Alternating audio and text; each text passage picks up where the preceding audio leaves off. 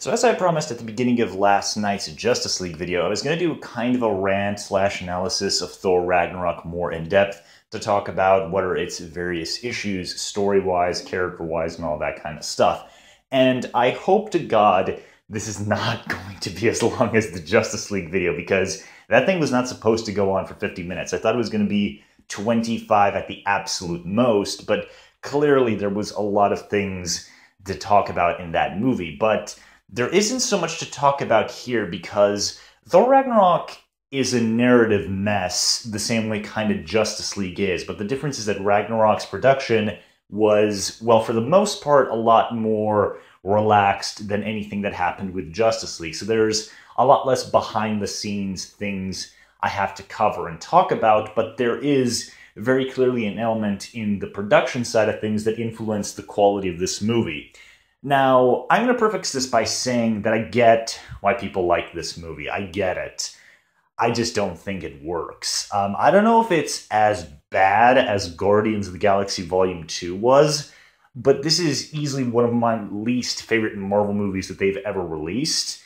And I think that Marvel kind of went too far. And one of the impetuses for doing this video and kind of the Justice League analysis is that I was watching Geekvolution, talk about first Thor Ragnarok and then Justice League, and they raised some very good points. That kind of got me thinking, and I was also talking about, like I said, I was talking about Justice League and Thor Ragnarok, the various issues and that kind of stuff concerning the stories and the narrative and some of the decisions that were made. And the kind of the conclusion that I've reached with Thor Ragnarok, and this is going to be very spoiler heavy, it is impossible to really dig deep into what I feel is wrong with this film without spoiling it. So if you're someone who still hasn't seen Ragnarok and you don't want to be spoiled, you have absolutely no business even clicking on a video that says analysis in the title. But it's been a month, or rather it's been over a month. The movie is practically leaving theaters very soon. You have no real excuse anymore to bitch and complain about spoilers at this point, as far as I am concerned.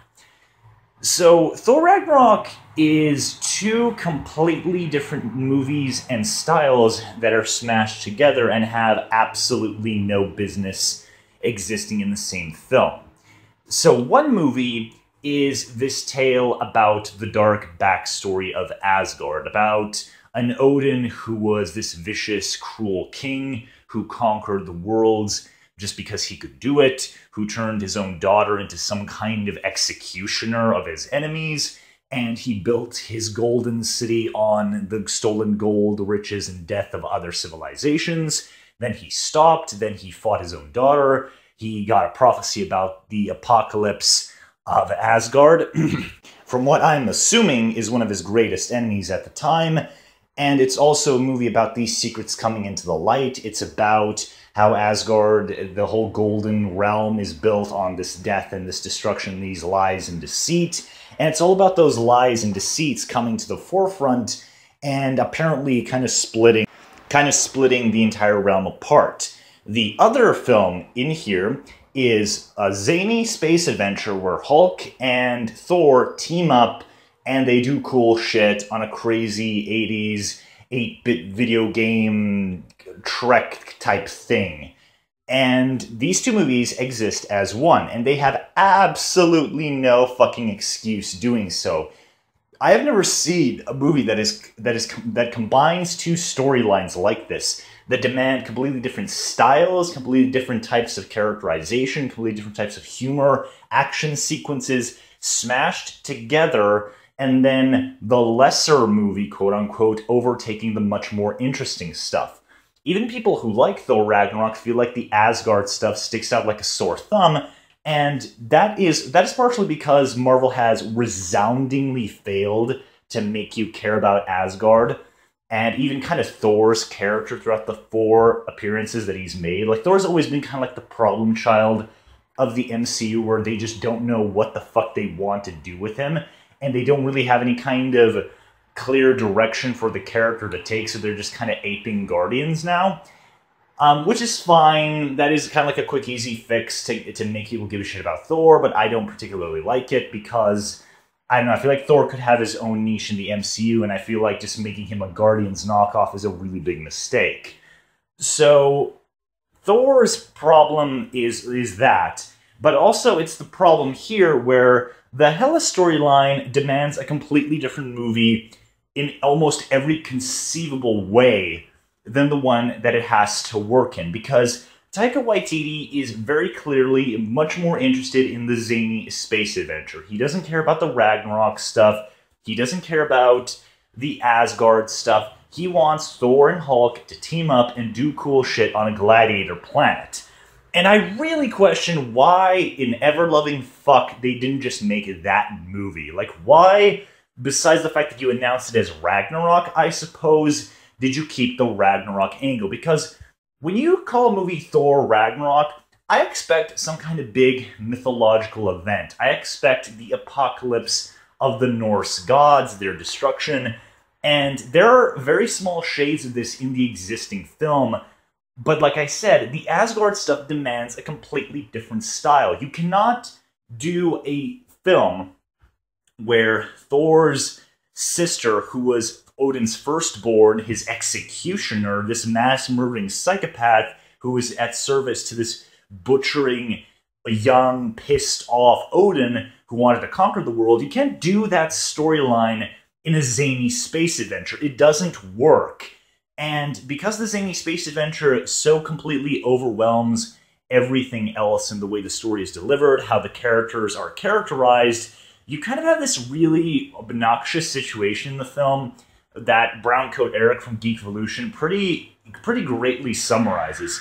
Thor Ragnarok feels like one of those shitty, parodies, kind of like Naked Gun, except much shittier, that is clearly supposed to be taken as a farce, but then every so often there are moments where you're actually supposed to give a shit about the characters and the story, and these moments don't work because Taika Waititi is not interested in telling that stuff. He's not interested in really diving deep into that material, and that's why the Asgard stuff feels so horrendously underwritten. Like, seriously, there is absolutely no real information about who Odin used to be. All Hela says is that Odin wanted to conquer a lot of planets, and then he decided to be a benevolent king and have Thor.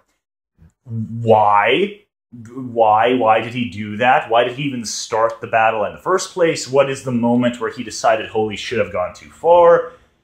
What the fuck happened in the past to justify this? And people have tried to say, oh, well, Odin lost his eye, and that eye made him see, which is part of the Norse mythology. And that's a big load of bullshit, because we fucking see how Odin loses his eye. He loses it 1,000 years ago when he fights the Jotuns, or the Frost Giants, when they try to invade Midgard, or Earth.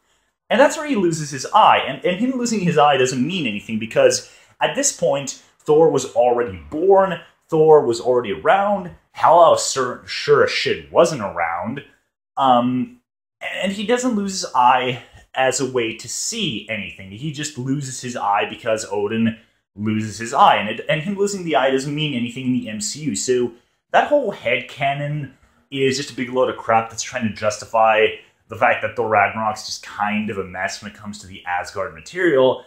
And like I said, the big overarching problem with the Asgard material, besides the fact that it exists in a film that is the absolute worst tone, characterization, and type of film to put it in, is the fact that it is so underwritten. We literally do not know anything about what Odin used to do. We just see a fucking picture of him doing some nasty stuff with Hela, and that's kind of it.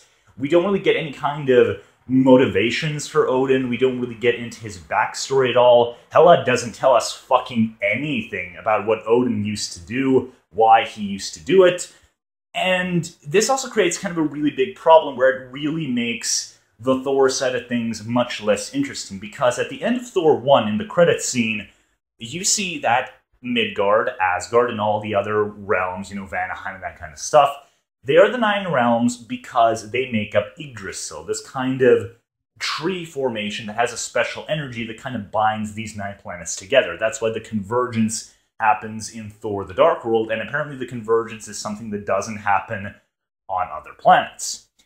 But in this fucking movie, the 9 realms are just 9 planets. There is no Yggdrasil. There is no energy tying them together. Odin, I guess Odin just so happened to conquer the 9 planets he needed to make Yggdrasil. And once again, people are saying, headcanon things about, oh, Odin knew that there was like this special energy source. And that's why he conquered the 9 planets specifically, to get that energy source. Okay, first of all, why did he want the energy source? Was there like something threatening Asgard that he felt the need that he needed this kind of power? Is that where Asgard's power, quote-unquote, comes from? Is that where Hela and Thor's powers come from by proxy? How did he know that these were the 9 planets he specifically had to conquer to get that power? How did he know that power even existed? Why didn't he just tell Hela, look, I took this power to safeguard Asgard, or whatever the fuck, we don't have to conquer things? And the movie doesn't even present it as kind of like a planned thing. Like, if the movie had Thor's last conversation with Odin, like, say something about that to maybe try and salvage the mythology of MCU 9 Realms and Asgard, that might have kind of worked. But like I said, the entire thing about Hela and Odin and all that stuff about Asgard being built on like this pile of corpses and the dead, none of it means anything because there's nothing for there to fucking mean. It's just dialogue that is supposed to sound cool and profound, but it doesn't mean anything because the entire Asgard stuff is horrendously underwritten. The thing about that also is that it feeds into the other problems of the movie. And the other problems are because Taika Waititi wants to do a big, zany space adventure film. He wants to do a movie where Thor and Hulk just go around and do cool shit. It's not meant to be important to the characters. It's not really meant to be important to Hulk. But like I said, this is a movie that is simultaneously trying to just be kind of like, who gives a shit? It's a zany space adventure type story, but it's also the story about Thor losing his home, Thor becoming king, Bruce Banner potentially disappearing forever. There's a lot of shit in this movie that should actually fucking matter to some capacity and should make you actually feel like the characters are undergoing trials and changes and difficulties. But none of it means anything because the zany space adventure tone and style is completely all-consuming. And so you just have a movie where Thor's best friends, the Warriors 3, die and he doesn't give a shit. His planet is destroyed and he doesn't give a shit. His dad dies and he kind of gives a shit for 5 minutes, but then he forgets about it. Then Mjolnir is destroyed and he jokes about it 24 hours later. Just what the fuck were they thinking when they made this movie? The Asgard stuff should have been a completely separate movie from this. It does not fit the tone or style. Like, the whole idea of Thor like losing his eye like his dad, it doesn't mean anything in the film. It should be a really big important moment where Thor starts to truly see who he is and what Asgard is and what his path in life is, or it should be a moment where Thor kind of realizes that he's kind of like Odin, that he has some of his father's best and his worst traits, but the eye loss means nothing. It's just there so Thor can go Super Saiyan and beat the shit out of everybody in slow-motion immigrant song fight scenes, and that's it. It doesn't mean anything. This isn't like a good Thor comic where they actually contrast the characters of Odin and Thor, where there's similarities, where there are differences, and then having Thor undergo some kind of change to showcase how Thor is kind of like his dad, whether he likes it or not. And this is something that Jason Aaron has very successfully illustrated throughout much of his Thor run, and this movie completely fucking fails at that at every conceivable notion. And a lot of the film's problems also come down to the fact that a lot of it feels incredibly superfluous. Like, seriously, half the characters in this movie have absolutely no business being in this film. Valkyrie doesn't need to be here. She does nothing. She goes through no real character arc. Like, Loki gives her a PTSD nightmare, and then she just decides, okay, I'm gonna help you guys fight Hela, and that's it. Like, there's no even scene where Valkyrie and Hela talk to one another, where they just interact. They just fight for a bit, and that's the extent of that. So Valkyrie has pretty much no real character arc to speak of in this movie, and she feels like a really shitty Jessica Jones. The whole idea of Valkyrie and Jessica Jones is that they're people who went through some really bad shit in their lives, and so they're just kind of drunk, they just kind of don't give a shit, and they're just kind of like broken people. But Jessica Jones works because the material of the Jessica Jones storyline is not afraid to really delve into what happens to her and how that affects her, and that makes her feel like a really fleshed out character. Valkyrie in this movie feels kind of like a shitty parody of Jessica Jones, where the kind of bad shit happens to her in the past, and now she's really bitter and jaded. But because Valkyrie, along with every other character in this movie, is a caricature or a cartoon character and not anything resembling an actual person, it just doesn't mean anything whatsoever. And Valkyrie's entire subplot with Hela is completely pointless. Like, seriously, why the fuck is Valkyrie here? Why didn't you just put Sif on a planet? Why didn't you just say that Sif got stuck on Sakaar as, like, another gladiator while she went out to search for Thor because she maybe figured out that Loki was masquerading as Odin, and then she kind of gets banished for that, and she has to go find Thor, and then she ends up on Sakaar. Like, there's no fucking reason for Valkyrie to be here. Her whole thing with Hela means absolutely nothing to the narrative of the movie. Scourge, again, why is he fucking here? Just so we can do, like, a Walt Simonson, like, do-over of, you know, Scourge's last stand, which doesn't mean anything because Scourge, like all of the Asgard material, is horrendously underwritten in this movie, and his death and his sacrifice means nothing because we don't care about him as a character. And I'm going to get back to Scourge later on because he presents another really big missed opportunity. And Loki kind of suffers from the whole caricature thing too. I mentioned this in my review, but what the fuck is the direction of Loki's character supposed to be? Because in the first two films, the dynamic was this. Thor was Robert Baratheon. He was loud. He was cool. He was the dude you love to laugh with, to drink with, and to fight with. But if you put him in a leadership position, he's either going to be too nice or too stupid to properly get the job done. Loki is the Stannis Baratheon, kind of, where he's not the popular one. He's not the one who's going to make you laugh. He's not the one who's going to be really cool in a fight scene. But he's the guy who has the skills, the mind, and the kind of flexible morality that Thor doesn't have that would make him a good king. And honestly, Loki could have just been the fucking villain of this entire movie. Like, seriously, Loki does nothing as king of Asgard, really. Loki, in the 4 fucking years that he masquerades as Odin and nobody knows about it, Loki never, like, searches through some of Odin's old things. He never sees, like, Odin's bloody history and then decides, okay, I'm going to continue that. I'm going to make sure the power of Loki spreads out throughout the universe. Like, there's nothing about that. You don't need to, like, make Hela some kind of weird amalgamation of Hela and Angela from 616 to bring back, like, the imperialism of old Asgard. Like, fucking Loki is king. You could easily have Loki do that and just keep Hela as, like, a supporting character who helps him out because she wants to spread death and destruction throughout the universe. And because the Asgardians are really powerful, they can do that better than most other people. And so, there's your fucking story. You don't need to retcon in some other sibling for Thor and Loki to fight. You can just keep Loki the bad guy of the movie because he's already in the perfect position of power to do that. And then you could have this really interesting scenario where some of the Asgardians, thanks to Loki's leadership and the backing of Hela, they start liking the fact that they're getting fucking rich and getting bounteous plunder from conquering these planets. And then you have other sides of people that don't want to do that, that they want the peaceful, benevolent reign of Odin back. And so you could have this really cool Civil War scenario where one side is really about the imperialism of Asgard and the other side wants to go back to late Odin's reign. And there's your fucking movie. That's a fucking movie. That's an interesting movie. That's a movie where you can make everybody matter. You can make cool situations for Loki, for Thor, for the Warriors 3, who are completely underutilized in this entire film. You could do so many great things with that kind of a premise. But here's the problem. That's a premise that demands a very specific kind of tone. That's a type of movie you do not fucking hire Taika Waititi to do.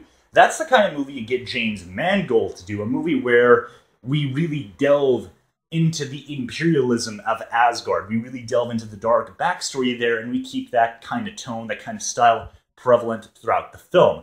That is not a movie or or story even that should exist in a big zany space adventure piece. And these two things do not work together. But that's exactly what Marvel did. They took a story that demands a kind of James Mangold, almost Dark Knight approach, and they put it into a zany space adventure, and thereby they actually squandered one of the most interesting types of storylines you could have done for the Asgardians in the films, just for the sake of a safe, easy, you know, fun, kind of farce movie, I guess.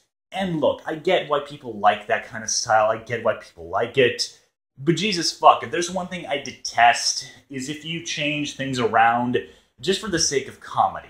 Like, that's one kind of change that enormously pisses me off. Like, if you want to do Batman who's, like, more psychotic or more murderous, you can do that. You want to make a Batman who's more human, more loose, you can do that. But please, for the love of fucking Christ, do not sacrifice potentially good characters or storylines just to make a farce that completely squanders the potential of the storyline just for the sake of placating retarded general audiences who bought into your Marvel cult and who will suck your dick off if you do anything, so what's the point of even placating them anymore? Please don't do that, but they did that. And they're going to keep doing it. I know they're going to keep doing it. There's no real hope for this thing to improve besides maybe Black Panther, but I'm not holding out hope. And that's kind of where my criticisms of the Scourge character goes into. It's really stupid that Scourge is literally the only fucking person who decides to align with Hela. Like, really? No other Asgardian is opportunistic. Nobody wants to, like, lie and cheat and kill their fellow man to save their skin. Or nobody wants power. Everybody is a peerless paragon of virtue now. And I guess you could say that's maybe, like, supposed to be, like, a point of the message of the film. But that doesn't really work because, like I said, we don't give a shit about Asgard or its people. And some of the only characters who are directly tied to Asgard are either on a completely different planet in a much more entertaining movie at least, while the ones that could have been used for this side were all killed by Hela in the first 5 minutes of her appearance, and then we just have Idris Elba be the only one there, which is fine, I guess, but Jesus fuck, if you're gonna do a movie about the people of Asgard, you maybe should actually focus on the people of Asgard above scenes where Heimdall just saves them a lot and they're all goody two-shoes and, like, really nobody from the fucking Asgardians is opportunistic or any of that stuff. Like, come on. And like I said, I can't even call that a theme or point of the film because the Asgard stuff, like I already established, is horrendously underwritten and has absolutely no subtext to absolutely anything that happens in it. But then we also get kind of to Hulk. And Hulk suffers from very much the same problems as the rest of the characters do in this movie, where Hulk is just kind of a cartoon character. He has a couple cool lines, but Bruce Banner in particular is just a caricature of himself. He's literally just used to deliver jokes or to be the butt of some other jokes. And once again, the movie kind of shows us this idea of Bruce Banner is vanishing, the Hulk is evolving, and that should mean something. That should mean something in a better movie, but in this movie, it's just used to, so Bruce Banner or Mark Ruffalo is kind of confused about everything, so we can get a bunch of jokes out of him, so that we can do a cringy, oh ho ho, you thought this was going to happen, but it's not. Here's this stupid fucking gag instead, so he can turn back into the Hulk anyway, and his whole transformation doesn't matter. Like, a movie or a subplot where Bruce Banner is afraid the Hulk is going to overtake him forever if he ever turns into the Hulk again, that should fucking mean something. But it doesn't mean anything because this is Thor Ragnarok, and this is a movie that's way more interested in the zany space adventure action stuff than it is into the text and subtext of its material. And that's why I just say, why the fuck was this about Ragnarok? Why the fuck didn't you just make a Planet Hulk movie with Thor in it, and they just do crazy sci-fi shit together, and just let that be Thor 3?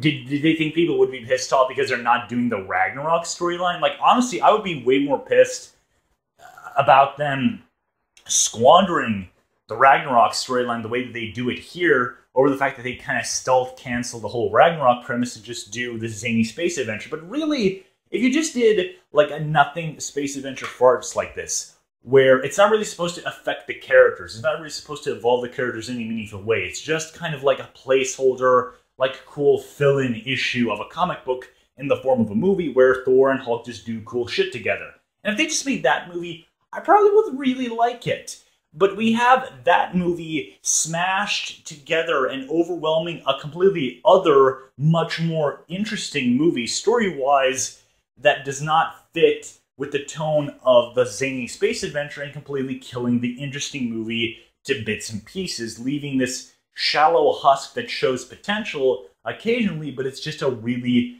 big mess that doesn't work.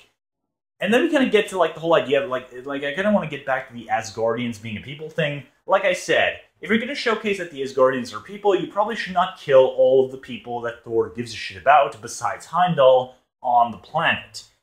Like I said, the movie does not care that the Warriors 3 die, even though they're supposed to be some of Thor's biggest friends. And so you have this really bizarre thing where the people of Asgard matter, but the people of Asgard you kind of probably should know from the other movies are all dead, and nobody in this movie gives a shit about them being dead. So, yay. And then there's Thor. Thor is not Thor in this movie. He's Hercules. He is a fucking cartoon character. He takes nothing seriously. Nothing really affects him. And he's not challenged in any meaningful way. Nothing really matters to his storyline. And overall, much like the rest of the Asgard material, it's a big, big, big waste of time. And once again, I feel like in a better movie, the whole idea of Thor having to destroy Asgard, to incite Ragnarok to like save the people of Asgard, is a really cool idea. The problem is, they pussy out of it Age of Ultron style where, like I said, everybody in Asgard, besides Scourge and Hela, are kind of pricks. So all of the Asgardians go with Thor. Nobody wants power. Nobody wants the promise of power. Nobody is joining with Hela to save their own skin. There's nothing like that. Like, everybody is good at two shoes besides Hela and Scourge, kind of, and that's really shit. How much more impactful would the whole decision to destroy Asgard be if the Asgardians were a legitimately divided people, where Thor has to simultaneously sacrifice his home and kill, like, people loyal to Hela or somebody else in this kind of scenario, where he has to kill his own people as well, or at least those who are not loyal to him, to save the people who are loyal to him. That's a far more big deal, much more powerful character thing than just, okay, all the Asgardians are goody two-shoes that love sucking Thor's dick, so they're all going to go with Thor, so when Thor blows up Asgard via Surtur, nothing's going to matter because Hela's the only one who's actually going to die. So that's really an Age of Ultron level pussing out of something that should be a much more difficult decision. Like, if you want to talk about making Thor king, The Dark World has a lot more interesting things to say about that, because that's a movie that talks about how being a king sometimes necessitates being cruel, how you sometimes have to sacrifice your own people, and all that kind of stuff, and Thor just gets the absolute easiest way out of this whole problem. How much more powerful would it have been if Thor had to kill off a lot of his own people via Surtur who were loyal to Hela, or as it should have been, Loki in like an Asgardian Civil War type situation? That would have been so much more powerful, so much more interesting. It would have been dark as fuck, but this is a story that necessitates that kind of darkness. You cannot do that in a zany space adventure movie. How much more interesting would that have been? It would have been amazing, it would have been awesome, but we're not going to get that. So yeah, Thor's king, everything works out for him. He gets like the easiest decision a king has ever had to make, and that's kind of it. He loses an eye, which doesn't mean anything, as I established previously, because it doesn't matter at all to his character. Because Thor was gonna get fucking lightning powers anyway. He gets them from fighting Hulk, so if Hela just kept beating him up, he was gonna unlock Super Saiyan again anyway, so there that is. He does not have to lose the eye to see or whatever. And then we also kind of get to a little bit of sidetracked, and that's kind of like the Planet Hulk cast. Like, Planet Hulk is an overrated storyline, but Planet Hulk also has some characters who have actual, like, evolutions and arcs and personalities, like Meek and Korg. Like, these are not, once again, caricatures or just things to exist as gags. These are actual people with motivations and shit in the Planet Hulk comic, and they don't have them here. Like, Meek has absolutely no characterization. Korg is just, once again, another fucking cartoon character. And once again, they kind of encapsulate the entire problem of the film, is that everything's either a fucking cartoon or something that could have actual potential and story depth is seriously underwritten, and it's a big load of bullshit that doesn't matter. So, yeah, that's kind of my analysis slash rant of Thor Ragnarok in depth. This movie doesn't work. This movie is 2 or even 3 different storylines smashed together. None of them are... Well, the zany space adventure thing kind of wins out at the end, but the much more interesting stuff concerning Asgard and Ragnarok and, like, the people of Asgard being divided, or about the imperialism of Asgard, all that stuff that's actually interesting and would make for an actual good movie with some dramatic weight, some kind of depth and nuance to it. All that stuff is fucking squandered because, I don't know, Taika Waititi just wanted to ad-lib Chris Hemsworth and Bruce Banner dicking off. So, yeah, Taika Waititi lived the dream with this movie. He was literally given almost $200 million to do fucking nothing but just have fun and basically make shit up as it goes along. Like, that's pretty much the dream. He was pretty much given hundreds of millions of dollars to do jack and shit. So I gotta give him props for that. Like, that's insanely impressive that he was able to do that in a big franchise like this. But as a guy who actually gives a shit about the story and the end product, I cannot help but feel really annoyed by this guy, and I hope to Christ people do not call this one of the best Marvel movies ever. This is easily one of the most broken, one of the most potential wasting they've ever made, ever. And I really hope that in the next few years people realize that and really turn on this movie, because it does not fucking deserve a 93% on Rotten Tomatoes. That is absolutely horrendous.